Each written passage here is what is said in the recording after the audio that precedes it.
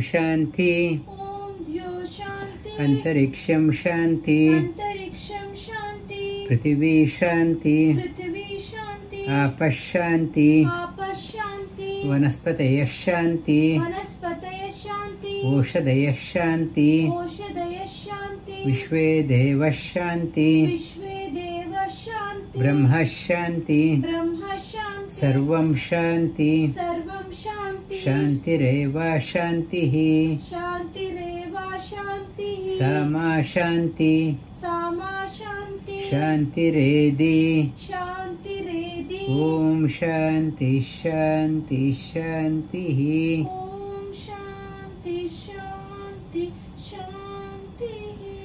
This mantra, it appears that we are praying for peace in the heavenly region, in the intermediate region, on the earth, in the plant, in the herbs, in the water, in the divine beings. We are, though appears to be praying, in fact it's a prayer, may we get peace from the heavenly region. It is about here, not praying there. Everything in the cosmos, it goes according to his plan. It is a prayer, whatever happens, may my peace not be shaken. That is the another dimension. From the heavenly region, may I get peace. May the intermediate region, from intermediate region, I find peace. For example, intermediate region means deceased souls. They are moving around in the intermediate region. They give me the peace. In the earthly level, may I get peace. Apashanti, may from the water beings, from the aquatic animals, aquatic region, may I get the peace. Oshadaya, peace. May the grain, whatever I am eating, the food I am eating, I get peace. Vanaspataya Shanti, may the trees, forest, everything give me peace. Vishwe Deva, the guardians of the world, may the seen or unseen, Vishwe Deva also, rulers of the country, the administrators, may they give me the peace. Brahma Shanti, may the Supreme Lord be peace, give me peace. Sarvam Shanti, may everything give me peace. Shantireva Shantihi, may my peace, inner peace, must not get shaken by anything.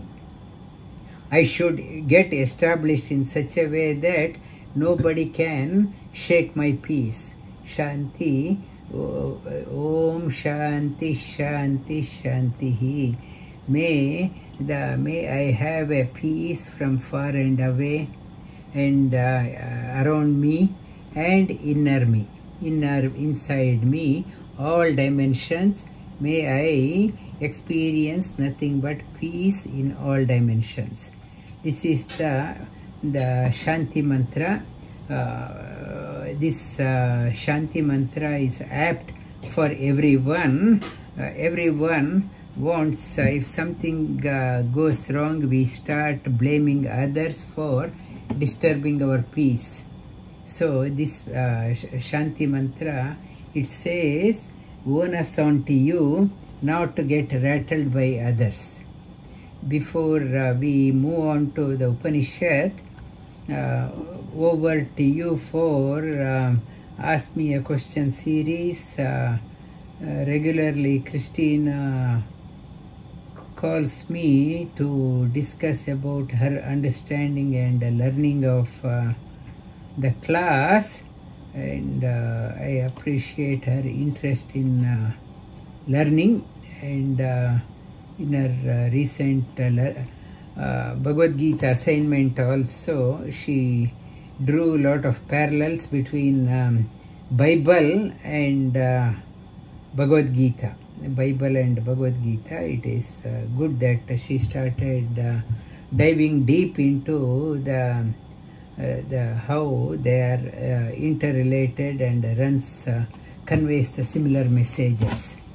Now over to you. Anyone has any question to ask to begin with? I can ask one, Guruji. What is the use of writing mantras? How does it help? And how do I know what to write? Like, who to approach to? I mean, that would be a guru. But if there is any other answer, but is it true that if we write it over 100,000 times, only then it is effective?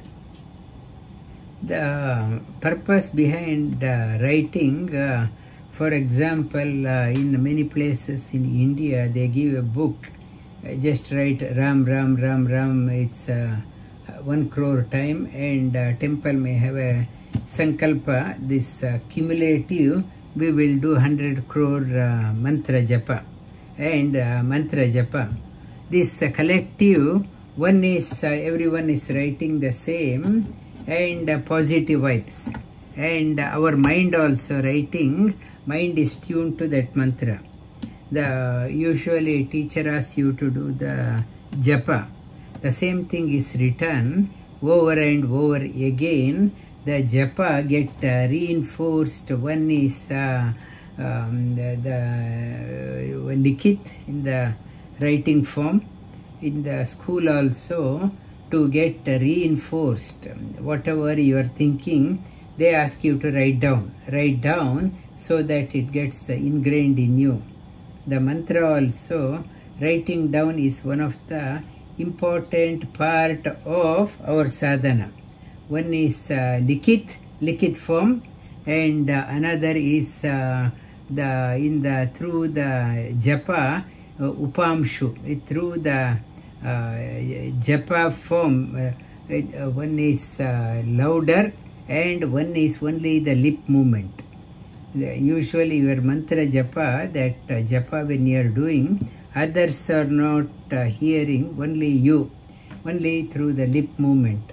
It is when you are doing that one over and over again, it helps in inner purification. Mantra is not just any set of words. It has energy in that one. It helps in inner purification. You can talk to the plants with the good words. You go to a plant in one of the retreats, maybe coming retreat, I will demonstrate talking to the plant what difference it makes. They listen. When you are saying the mantra positive vibes, you are doing the cooking, it adds positive energy to what you are cooking. Prana Shakti increases. On the other token, you are not saying the mantra, you are swearing, screaming and shouting, yelling and cooking. There is a remarkable difference between the energy in the food which you have otherwise done with mantra and with anger. So writing part also, it's a part of that one, helps you to get ingrained, reinforces your mantra japa, and one is your mind is thinking, and eyes are connected, and through your lips you are saying, through your hand you are integrating your senses, your talking, your mind and your eyes. The integration in one go, it is going, and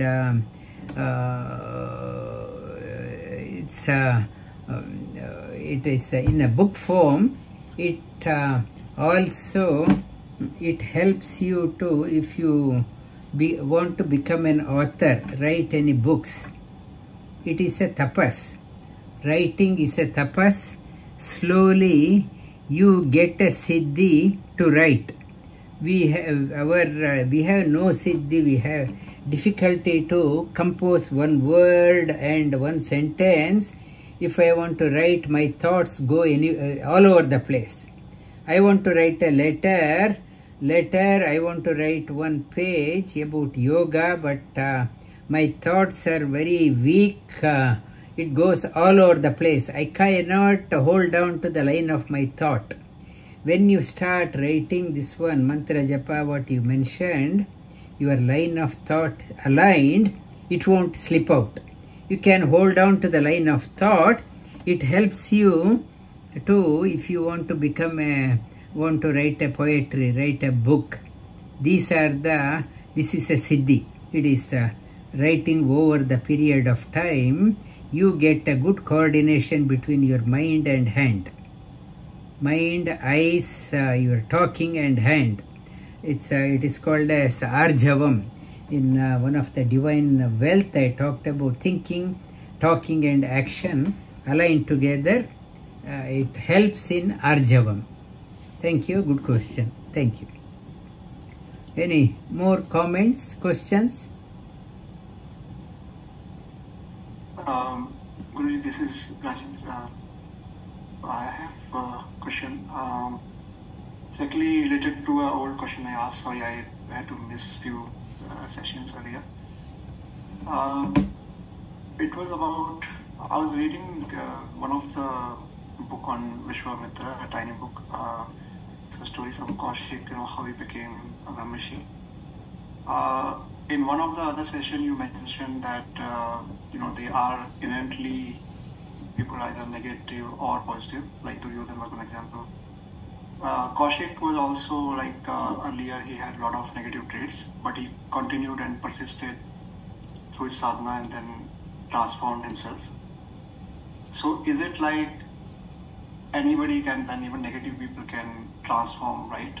Like Duryodhana, maybe he didn't do full tapas. He would have, had he continued, probably he would also have transformed himself. Is that correct? No, that it was not like that. He was Vishwamitra and Parashurama. They are related to each other.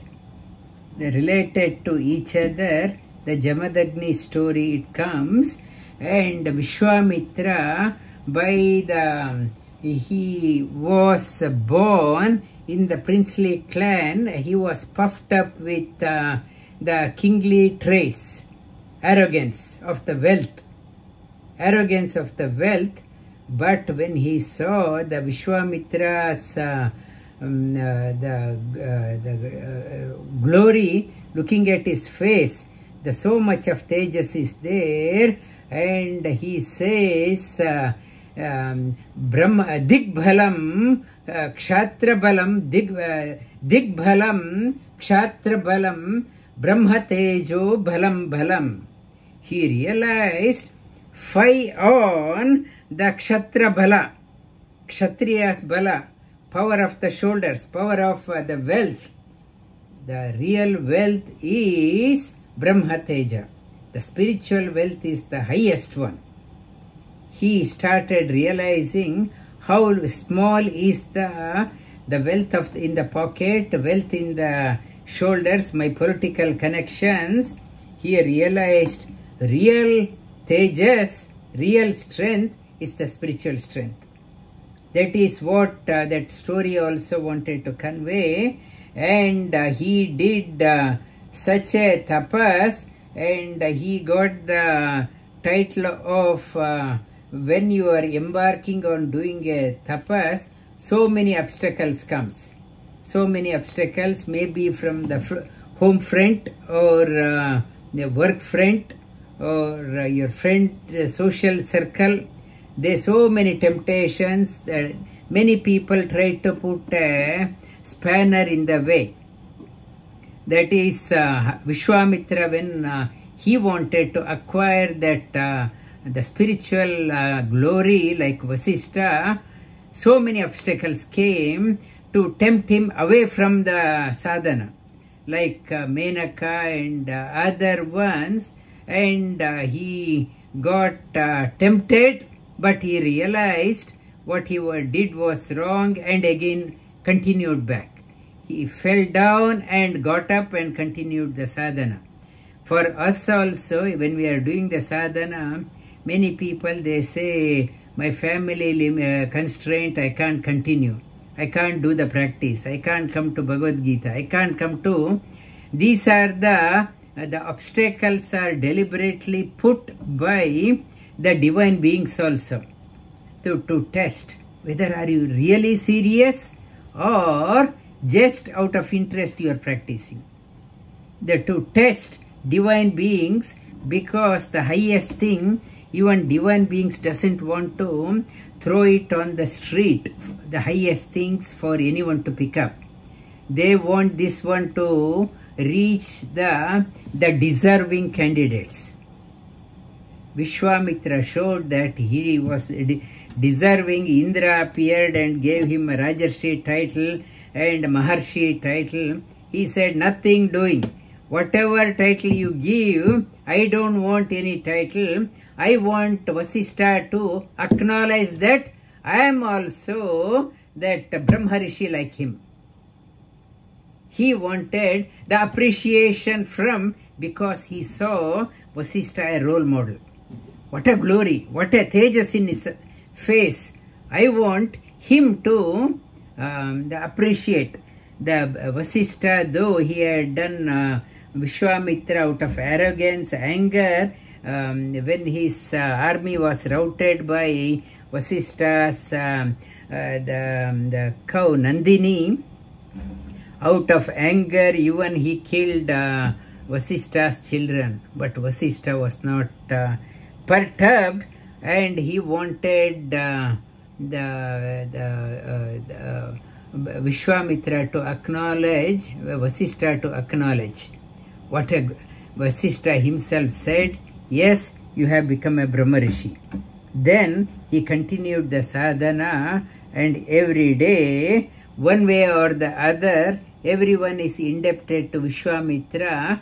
The Gayatri mantra we are saying, Vishwamitra Rishi, Devi Gayatri Chandaha, Savita Devata. Everyone says that one. Before we say the Gayatri mantra, everyone, the Vishwamitra Rishi. Rishi, when you are saying the Gayatri mantra before Sandhya Vanna, first you have to touch your head. Vishwamitra Rishi. This knowledge has come from Vishwamitra. Devi Gayatri Chandaha. This meter, Gayatri Chandas meter, I am saying you are touching your lips. Devi Gayatri Chanda, Savita Devata. You are the Lord of the Gayatri mantra. We mistake. That is also, we mistake Gayatri mantra.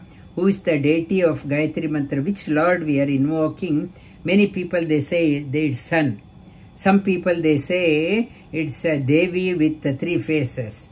In the Upanishad it's clearly said, in the Puranas also, the one who we are invoking is Narayana himself.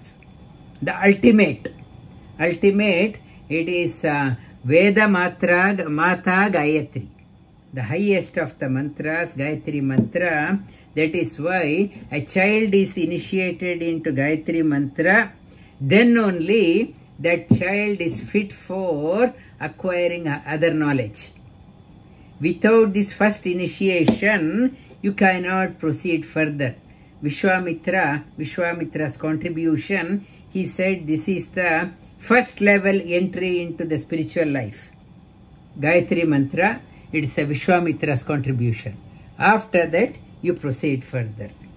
Thank you. I know you asked the Duryodhana and this one compared. Duryodhana nature is incorrigible, not changeable, whereas Vishwamitra time bound, but he wanted to change himself. Duryodhana never wanted to change, and though Krishna came, he said he did not want to change. Any more comments, questions? So Guruji, tying this to our Bhagavad Gita chapter, so we can say that Duryodhana and Ravana come under the demonic, and then Ratnakar, Kaushik and Angulimal, they come under divine being who transform them. Yeah, that's right. Yeah, and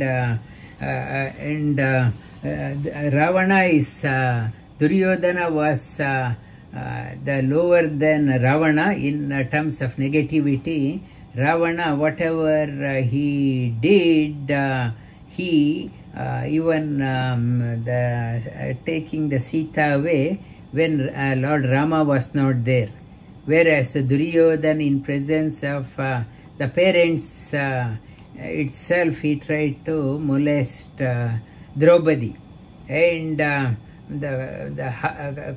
hardcore negative to the worst category negativity, that type of negativity, and cannot be changed. If something is bitter, so bitter to the core, it retains its bitterness. Whatever much it says, even for the neem tree, if you make the periphery built upon jaggery blocks and every day you pour sugarcane juice, the bitter gourd comes out, will be bitter gourd. Duryodhana's nature was that one. And it also says, if the negative, the Pandavas are the positive to the core. When positive to the core, the challenger also negative to the core. If if you are extremely good, why good people generally they say, why good people go through the challenges? If the good people are there, challenges also more, only to test. If Duryodhana was not there, we would not have been reading Mahabharata. Thanks to Duryodhana, because of that, we are still reading Ramayana. Because of that, we are still reading Bhagavad Gita. Had Duryodhana not there, nobody would have been reading Bhagavad Gita, Mahabharata. It's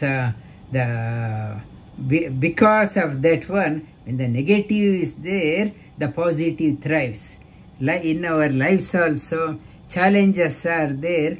Buckling down, not to buckle down, it is only to test your tenacity.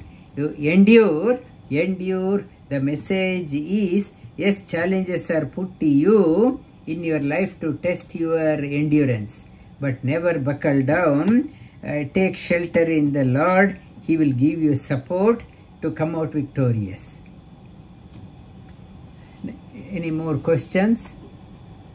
Can I ask one more related to Vedmata Gayatri? Yeah, any more? 1 second. If anyone else wants to ask, anyone else? Sir, this is Varun here. Yes, sir. Just wanted to ask a question. Last week, you mentioned things about rituals. People are just following rituals and so on. But from very young age, everyone, even from our parents' generation, grandparents' generation, even our generation, we have been groomed to think rituals are the way of life. Even today, wherever you go, all Swamijis in all temples, they encourage people to do more rituals and so on. If we go with the mindset that life is not just rituals, won't we become like outcasts in a society which thinks like that? How do we even talk and reason with people in this case? No, ritual is a must. Ritual is required. The ritual is nothing but a routine. Without routine, you become very dry, and if you are doing every morning, you are getting up and having a cup of coffee, it is also ritual. You are having a breakfast, it is also ritual. Whatever you do, routine.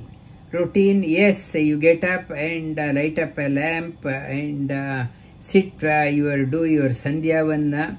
This is a ritual is required. What meant, know what is the significance behind that one. When you know, you will appreciate.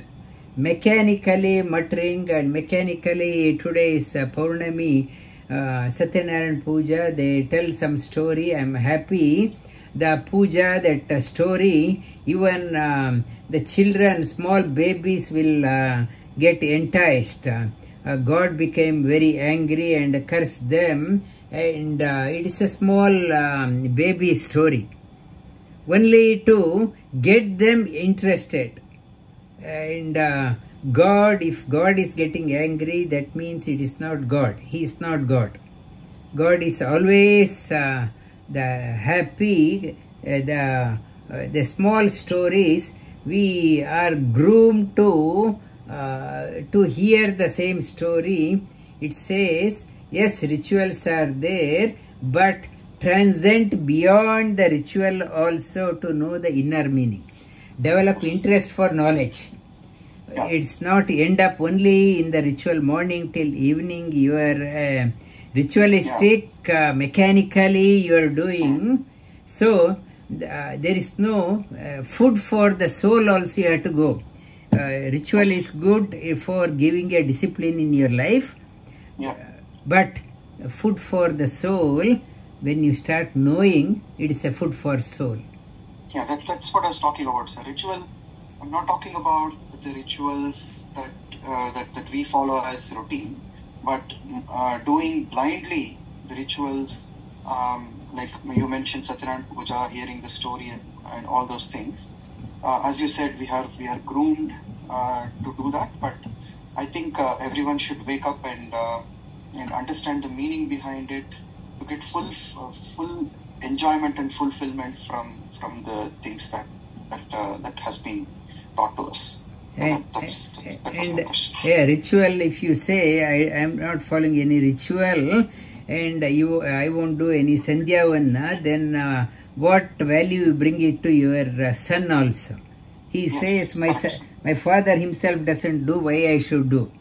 It becomes a Nastika. Nastika means very dry and without any direction. You need a ritual, but we at the same time, why also? Try understand the meaning behind it. Unfortunately, people don't talk about the meaning behind it, but they just preach and admit or do this. If you do this, this will happen. Yeah, so it's very, the society has become like that, unfortunately, and we see so many people just going behind somebody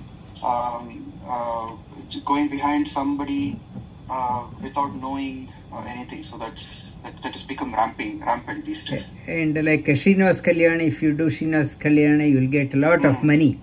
And beyond that one, yes, it is for a baby step. Yes, initially it is very enticing. Okay, I will become very rich. But what is the reason behind doing that one? We are so happy with the wrapper, but we have forgotten what is inside the wrapper. Correct. Yeah. Correct. Yeah. Thank you, sir. Thank you, sir. Thank you. Any more comment? Hi, Guruji. I had a question about the difference between Paradharma and Aparadharma. What is that? Can you repeat again? Paradharma and Aparadharma. Okay. Just like kind of a follow-up question on that. If it's about like a spiritual responsibility or a higher responsibility, and it is follow-up on our Varun's question. Paradharma is the apara is the ritualistic dharma, and paradharma is trying to know, trying to know behind. That is paradharma. In Mundaka Upanishad, it starts off with Dve vidye veditavye paracha aparacha. It talks about you need to know both the para and apara, because apara knowledge helps you to survive. To survive in this world, you need the low materialistic knowledge also. How the car operates, how to cook, those are the how to work, how to learn to live, that is apara. You need to know that one, but not to end up only in survival mode. working and repairing. Para, you have to know what is the higher one also. The higher one, you are here not just for eating and cooking and the beyond that one, para knowledge also you need to know. It talks about what is the source of apara knowledge and the para knowledge. Upanishad talks about both. The source is the same. Tatra para apara Rugvedo Yajurveda Samaveda Atharva Vedaha Shikshakalpo Vyakarana Niruktam Chando Jyotishamiti Atha para Yaya Tadakshara Adigamyate. The same para and apara, the source is the same. Same textbook, but as you mature, you start seeing the higher things. You start seeing the higher things. For example, word Atma. Atma means the body. It talks about physiology. As you start moving, Atma means psychology, about the mind. Further, Atma means your soul. Talks about Jivology. Further, Atma means the Supreme Lord. The same word, as you start diving deeper, the different shades of meaning opens up. So, the apara and para, you are the outside it is the same, but as you start diving deep, we have started a mindful mastery series. The higher things starts opening up. You start getting amazed about the depth, fathomless science. You started with the material science, and you are amazed to see the fathomless science that opens up into Paravidya. Thank you. Any more?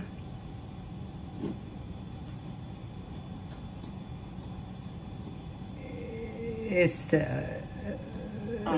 Yeah, so one question was, if somebody is doing Gayatri mantra, normal way we all know, but is it okay if each pada is coming like in sync with alternate inhalation and exhalation?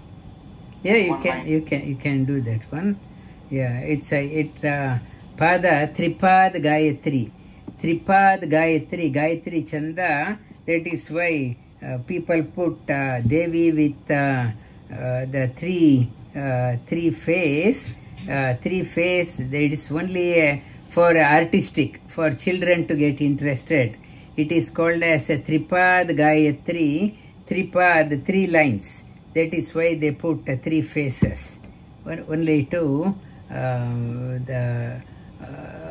for the children to look at that one. It's Tripad. Each line you can one mantra, or in the class I will teach you another type of pranayama with Gayatri. I will teach you this time. Thank you. Guruji, is that how Chaturmukha Brahma, like how we visually see photos, is that why it is like that? Or Chaturmukha means 4 Vedas comes out through him. Chaturmukha, 4 Vedas. It has come because of the 4 Vedas came out. It is Chaturmukha. 4 from each mouth, 1 Vedas incessantly coming out. For that we put 4 faces, and Shiva they put 5 faces. Panchamukho Rudra means prapancha, pancha, prapancha. The 5 earth element, water, fire, air, ether, shabda, it is gandha, rasa, then rupa, gandha, then sparsha, shabda, tanmatra, everything in 5, because of that one, it has come out from the Shiva. That is why Shiva is shown as 5 faces. Brahma, before 5 faces, before ahead of from 4 Vedas, Shiva was born. From Shiva, Prapancha has started. Pancha, Pancha, Prapancha. And that is how, when the Prapancha has started, the Shanmukha, his son, 6 faces, our likes and dislikes, started through the Prapancha, our attachment and aversion. That is why Shanmukha is shown with 6 faces. Okay? Kama, Krodha, Lobha, Moha, Mada, Matsara. This it started through 6 phases. Thank you. And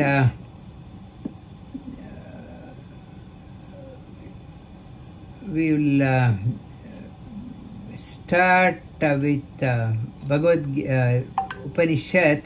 Last week we Mundaka Upanishad is part of Atharva Veda. Atharva Veda has 3 main Upanishad: Mundaka, Manduka, and Shat Prashno Upanishad. Mundaka Upanishad, all 3 Upanishad starts with the same peace mantra that we are learning in the class, Badram Karnebhi Shrunuyama Devaha. That may we be blessed with good hearing, good eyesight, good limbs. It's a prayer, and also it's a prayer. May we diligently utilize our allocated lifespan.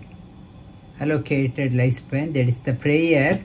And we started on Mundaka Upanishad. Mundaka Upanishad talks about Para and Apara Vidya. You need to know both of them.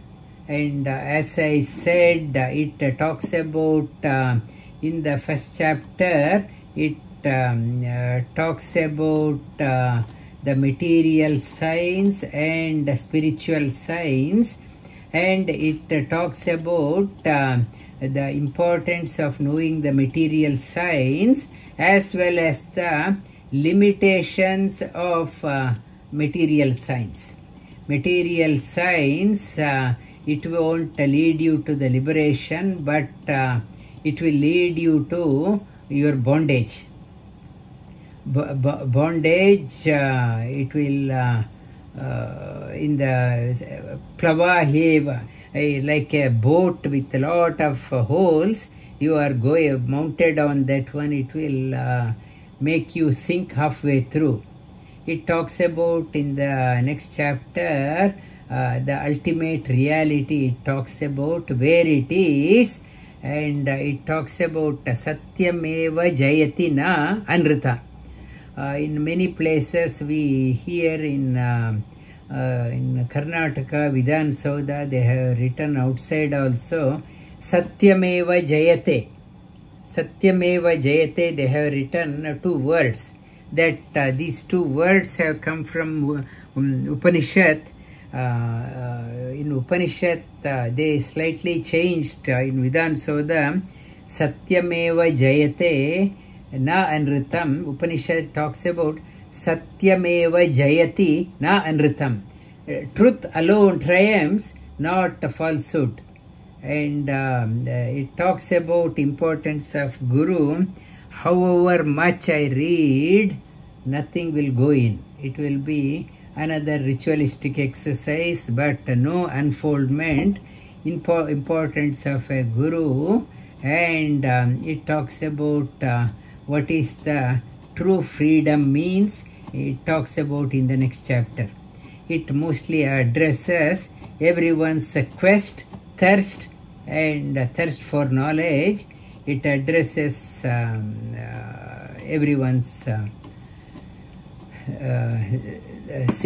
every seeker's questions. in the 3rd chapter we talked about the Supreme Lord. It starts with where he is, the Supreme Lord. It talks about he is there in everyone's heart. In 15th chapter of Bhagavad Gita, we saw that one, Sarvasya chaham hridisannivishto matta smritir jnana apohanancha vedaischa sarva ahameva vedyo vedantakrit veda videva chaham. We saw that one in the 15. I am there in everyone's heart. Same thing it comes. Avi sannihita guhacharam nama mahat pada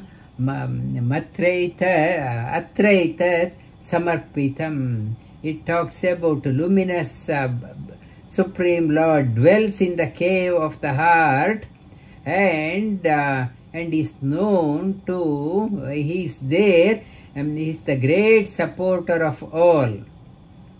Centered everything, he is everything moves, he is the center of all. He makes us to breathe and blink. Who knows that he is the disciples know that to be the self of all, which is hidden deep within, adorable Supreme Lord beyond understanding of creature. You can't say, though he is there within, nobody can say, I understood God completely. In Upanishad, they talks about what is another definition of God. Having understood everything, what still remains as a question, that is called as God. I learnt everything, studied everything, still what remains as a question, that is a God. Nobody can say, I have understood totally, I know what God is. Having understood everything, what still remains as a riddle, it is a God. However, illumined person, that person cannot say, I know God. I know God. That person, illumined person, knows a bit because of God's grace. Out of illumined person's mental stamina cannot say, God is in my pocket, I will show you. You can't dictate terms for the God. It is up to the God to reveal himself. And how to know that one, Upanishad talks about Dhanur Grihitva Upanishadam Mahastram Sharam Hyu Upasa Nishitam Sandayita Ayamya Tad Bhagavata Thena Chetasa Lakshyam Tadeva Aksharam Soumya Vidhi. How to know that one? Take the Upanishad as a Maha Astra. Use the Upanishad as the bow. And through your meditation, tapas, sharpen the arrow. Use the arrow sharpened through your meditation and fix it onto the Upanishad. Then draw the arrow, edge of the arrow to the ear to get the speed.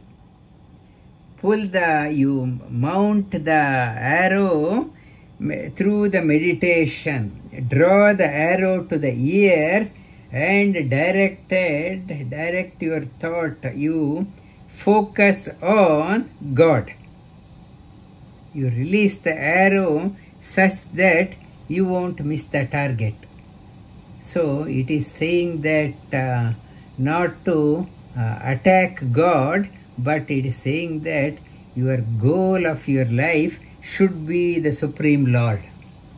And oh, my good friend, that which is imperishable. Upanishad is talking about Saumya. Oh, student, you are very gentle, polite. Lakshyam tadeva aksharam. It is imperishable. Focus on that one. Focus on that one. And upasa. Through your meditation, sharpen the arrow. And to refine this mantra, I've been teaching this mantra in the class also. Pranavodanuhu Sharo Atma Brahma Tallakshya Uchyate Apramattena Vedavyam Sharavat Tanmayo Bhavet. Become one with the arrow. Sharavat Tanmayo Bhavet. Become one with the arrow. Om is the bow. Your arrow is nothing but your soul, Jiva. You go, Brahma, Supreme Lord, is the goal. Apramattena, not getting distracted here and there. And with the proper knowledge, become one with the arrow and release such that it won't go anywhere but hit the target. You hit the target. In the Upanishad, it talks about in the how to, when you hit the target, what will happen? Why I have to hit? What will happen? Upanishad says, when you hit the target, vidyate hridaya granthi, chidyante sarva samshayaha, kshiyante chasya karmani, tasmin drishte paravare. Para is the highest. One who has sought the highest. What happens? Vidyate hridaya. All the knots in the heart get untangled. Chidyante. All your doubts gets cut asunder. When you hit the target, Supreme Lord, when you hit that one, all knots, your karma bandha, and no more you will be saying, sorry, I don't have time. You have overcome the limitations of time, shackles of time, all karmas you have untied. And sarva samshayaha, kshiyante chasya karmani, karmas no longer bind you, tasmin drishte paravare. When you hit the target, what happens? You are free forever. So you are the no more load of I am the doer, I have to do so much, I am responsible. That concept goes. Everything happens because of him. Your life becomes a celebration. Vidyate hridaya granthi, all knots. Heavy-hearted. People say heavy-hearted. I am sunken. Heart has sunken. Heavy-hearted. I can't sleep well. And leading to the heart condition, blood also becomes curdled. I am so scared. Blood has curdled. Blood is not flowing properly. Heart blockages. That no more vidyate, all the knots in the heart, so much of anger. I'm carrying so much of anger against somebody, the revenge against somebody, remorse against somebody, and regrets. So much of regrets I'm carrying. It is there that everything gets melted down. Vidyate hridaya granthi, chidyante sarva samshayaha. I need not have to keep on asking, what should I do? What should I do? The things becomes clear. Things becomes clear. Kshiyante chasya karmani. There is nothing that I must do. This is what I have to do. Your work, chores, no more become a burden, but your work become a celebration. Whatever you do, it becomes a source of joy, celebration. Not out of compulsion, your work becomes a joy. And kshiyante chasya karmani tasmin driste paravare. Having realized that one, you get that one. So, why paravidya and aparavidya? Aparavidya, only if you know aparavidya, only heavy-hearted. That person backstabbed me. That person left me in a lurch. That is only blaming, regret, and hridaya granthi, full of doubt. Should I do investment here? Should I do that one? Is my mortgage enough? Whole life is 80 years still counting on one more $1. Chasya karmani, I have to do at the age of 70, 80. I have to do, I am busy. Tasmin driste, their life only seekers of aparavidya, they are in that one. But minority who have sought and realized, this is what happens when you hit the target. Om Dyo Shanti, Antariksham Shanti, Prithvi Shanti, Apas Shanti, Vanaspataya Shanti, Vishve Deva Shanti, Brahma Shanti, Sarvam Shanti, Shantireva Shantihi, Sama Shantiredi. Om Shanti Shanti Shantihi. Om Shanti Shanti Shanti. Dhanyavad. And to wrap up.